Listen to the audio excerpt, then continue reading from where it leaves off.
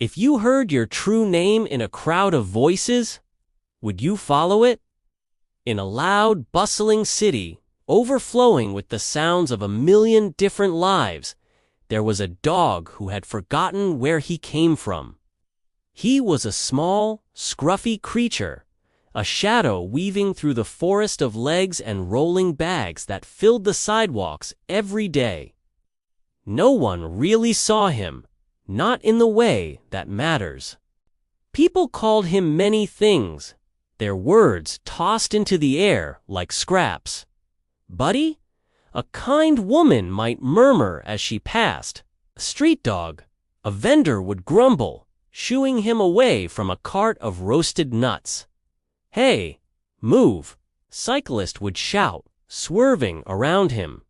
He answered to all of them with a dip of his head or a quick step aside, but none of them felt like home. They were just sounds, noises he had learned to navigate, like the rumble of the subway or the wail of a distant siren. None of them settled in his heart. A keen just bounced off his fur and disappeared into the city's hum.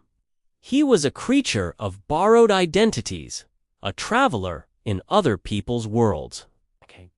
Some days, he would become the delivery driver's companion, trotting faithfully behind the big, noisy trucks.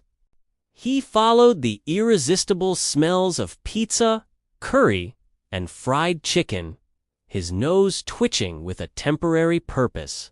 He knew the routes, the shortcuts through alleyways, and the apartment buildings with the friendliest doorman. But at the end of the day, the truck would drive away, leaving him alone on the curb once more. Other days, he would find a quiet spot near a school, settling under a chain-link fence. He'd listen to the symphony of children's laughter, the high-pitched shouts during a game of tag, and the gentle murmur of stories read aloud. He would watch them, these small humans full of endless energy, and for a few hours he would feel a part of their world.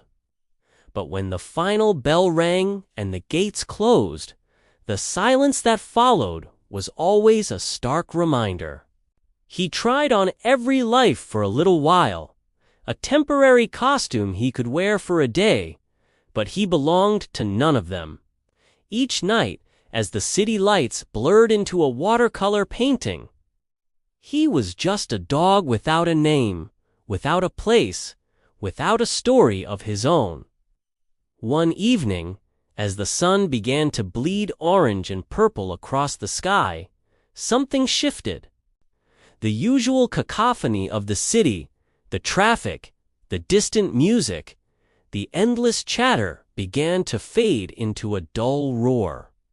And through it, a new sound emerged, something different. It wasn't loud or demanding. It was a voice, soft and a little shaky, singing a small, old song. It was a simple melody, a tune you might hum to yourself without even realizing it. But woven into that melody, like a single, perfect thread, was his name. His real name, sound drifting from a quiet side street, caught him completely by surprise. His ears, which had been flattened against the city's noise, jumped to attention.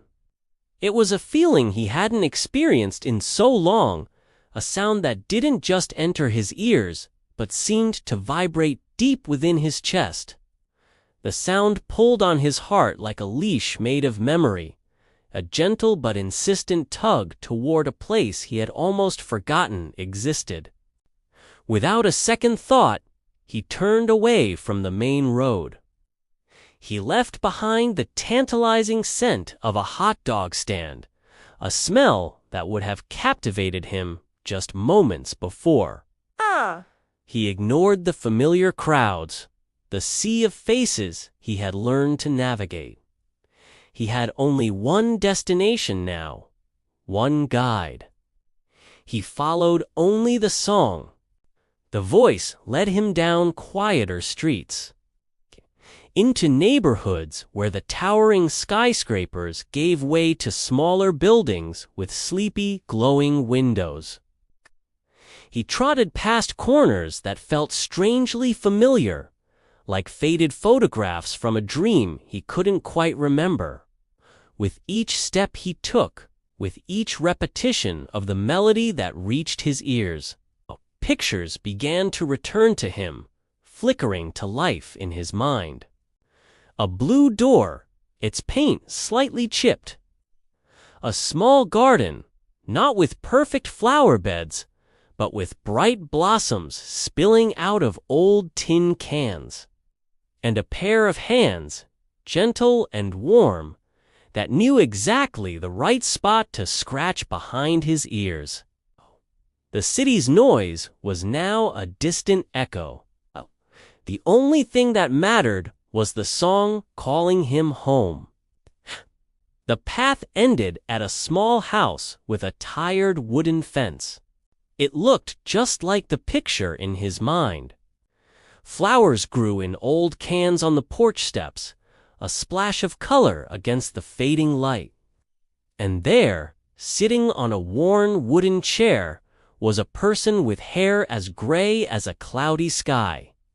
They were looking out into the twilight, singing the same little song he had been following, their voice full of a quiet, stubborn hope. They had sung this song every single evening, a ritual of faith against the passing years. They sang it into the wind, hoping that somewhere, somehow, the sound would find its way to him, that the dog would hear his name and remember the way back. On the porch beside them sat a bowl filled with food and water, a permanent invitation waiting to be accepted. The person's eyes were wet with unshed tears, and their hands, resting on their knees, trembled just slightly with the weight of their long vigil. Slowly, hesitantly, the dog stepped out of the shadows and onto the worn path leading to the porch. As he came into the soft glow of the porch light, the singing stopped abruptly. The person's breath hitched, and the quiet melody broke into a sound that was half laugh, half sob. "You're here," they whispered, the words thick with emotion. "You're really here." Then they said his name, his real name, over and over again, like a prayer finally answered. The dog walked forward and pressed his head into their chest. And as their arms wrapped around him, he felt a lifetime of wandering melt away. For the first time in what felt like forever, the dog felt his whole body answer, every muscle, every bone, every beat of his heart responding with a clear and certain yes. This is me. This name wasn't a label or a command. It was a belonging. It was home.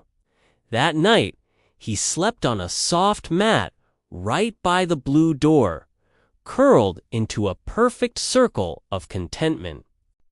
The warm glow of the porch light kept the darkness at bay, and the once overwhelming noise of the city was now just a gentle, distant hum. The sound that filled his dreams was the echo of his own name, spoken with love, a gentle reminder that he was found. In a world full of loud labels and borrowed roles, a world that tries to tell you who you should be. Your true name is the one that makes your heart step forward without fear. It's the voice that doesn't shout, but whispers. The one that knows you, truly knows you, and calls you back to yourself. Learn English with stories.